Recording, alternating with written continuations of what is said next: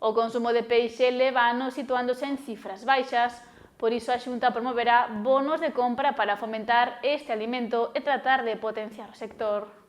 A Xunta busca fomentar o consumo de peixe cun bono de 50 euros. Con el pretenden incentivar a poboación a inxerir máis cantidade deste alimento ou registrar números á baixa nos últimos anos. As prazas perciben cada vez menos compradores, aínda que os que van seguen sendo asiduos. Rillas, xulelos, é o que máis me gusta. E aparte que é un pouco máis barato. No, pouco. Pola semana pouco, comémolo os viernes que vimos aquí ás compras, o peixe fresco, pero despois tamén vai congelado. O novo bono autonómico chega para revitalizar un sector que precisa vendas. Moitos consumidores alegan esta baixada no consumo de peixe na suba de prezos. Pado, abadeixo, bueno, algo de todo, pero prácticamente, non sei.